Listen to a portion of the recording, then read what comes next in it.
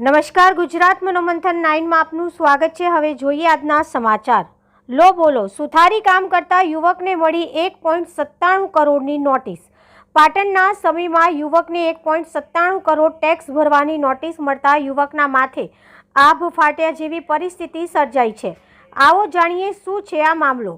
પાટણ જિલ્લાના સમી તાલુકાના દુધખા ગામના સામાન્ય મજૂરી કરતા યુવકને જીએસટી વિભાગની નોટિસ મળી છે। સમી તાલુકાના દુધખા ગામના સુનિલ નામના યુવકને જીએસટી વિભાગની નોટિસ મળતા યુવક અચરજ સાથે તેના માથે આભ તૂટી પડવાની પરિસ્થિતિ સર્જાઈ છે। સુનિલ સથવારા નામના યુવકને જીએસટી વિભાગ દ્વારા 1.97 કરોડનો ટેક્સ ભરવાની નોટિસ મળતા યુવકના હોશ ઉડી જતા જોવા મળ્યા।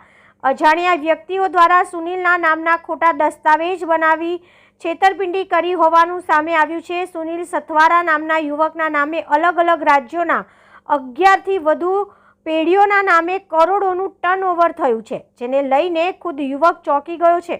સામાન્ય સુથારી કામ કરીને ગુજરાન ચલાવતા પરિવારને નોટિસ મળતા પરિવાર ચિંતિત બન્યું।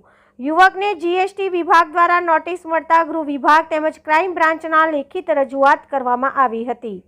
હેડ ઓફિસ ગુજરાત મનોમંથન 9। હવે અમારે ભત્રીજો સુનિલ કુમાર બચુભાઈ સથવારા છે અને એની સાથે કંઈક છેતરપિંડી થઈ છે અને અમે જોયું તો કર્ણાટકના બેંગ્લોરથી કંઈક નોટિસ આવી છે 1.96 લાખ રૂપિયાનો ટેક્સ ભરવાનો।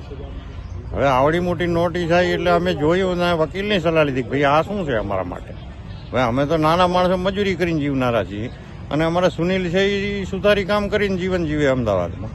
હવે એની સાથે કોઈ કાગળોની પેલી કરી અને કોઈએ બનાવટ કરી અને ફ્રોડ કરી અને બનાવટી કાગળો બનાવીને જુદી જુદી કંપનીઓ બનાવેલી છે કંઈક અને 11 જેટલી કંપનીઓ કંઈક કાર્યરત બોલે છે અને અલગ અલગ સ્ટેટમાં મણિપુર, મહારાષ્ટ્રમાં છે, કંઈક ઉત્તર પ્રદેશમાં છે, તમિલનાડુમાં છે, ત્રિપુરામાં કંઈક આવે છે સરનામું। એટલે આવી બધી જુદી જુદી 11 કંપનીઓના કંઈક લેખ આવે છે, ઉલ્લેખ આવે છે અને કંઈક 100 કરોડ જેવું ટર્નઓવર હોય એવું વકીલના કહેવા મુજબ અમને જાણવા મળ્યું। એટલે આટલું બધું તો અમે તો હવે મજૂરિયા માણસો હવે આવું કંઈ અને અંગ્રેજીમાં નોટિસ એટલે અમે બહુ સમજી પણ ના શકીએ। એટલે અમે તરત જ વકીલનો સંપર્ક કર્યો અને વકીલે તરત કીધું કે ભાઈ તમે ગૃહ વિભાગમાં જાણ કરો જલ્દી। અને આ બધું પછી અમે ગૃહ વિભાગ ગુજરાત સરકારને જાણ કરી અમારા અને સારી રીતે અમને સાંભળ્યા અને કીધું કે આનો ખુલાસો થઈ જશે અને આનું જે તે કંઈ હશે એ પકડાઈ જશે।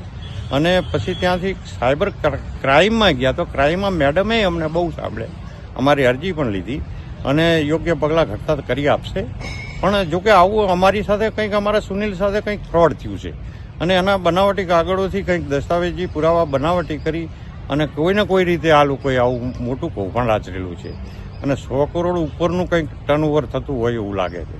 આવું જાણવામાં અમને આવ્યું એટલે અમે તરત જ કાયદાકીય રીતે જાણ કરી દીધી અને અમે તો ગામડાના માણસો, ગરીબ માણસો, હવે અમે મજૂરી કરીને જીવીએ ને આવું તો કાંઈ અમારા અને બીજા કોઈના જોડે આવું થાય કે અમારા જોડે આવું થયું બીજા કોઈના જોડે થાય તો એ મુસીબત થઈ જાય એમ દરેક માટે।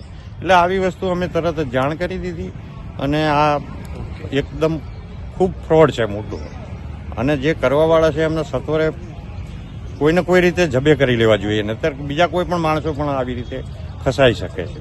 મારું નામ સથુરા શંકુમાર બચુભાઈ છે, તાલુકો સમી છે, ગામ મારું દુધખા છે। મારે ગામડે એક ટપાલથી મારે નોટિસ આવી છે બેંગ્લોરથી। એમાં મેં નોટિસ ખોલી તાણે મારે ઇન્કમ ટેક્સ મારે 1.96 લાખ રૂપિયા મારે ટેક્સ ભરવાનો આવ્યો છે। ઓકે, મારા ખોટા પુરાવા કરીને મારા નામે 11 પેઢી ચાલુ કરી છે, જેમ કે કર્ણાટક, તમિલનાડુ, કર્ણાટકને જે 11 પેઢી મારા નામે ચાલુ કરી છે। એમાં અમે વકીલની સલાહ લીધી, વકીલે અલગ અલગ કાગળ અમને કાઢી આપ્યા, જેમ કે હાલ મારા નામ ઉપર 100 કરોડનું કૂપન ઉડેલું છે।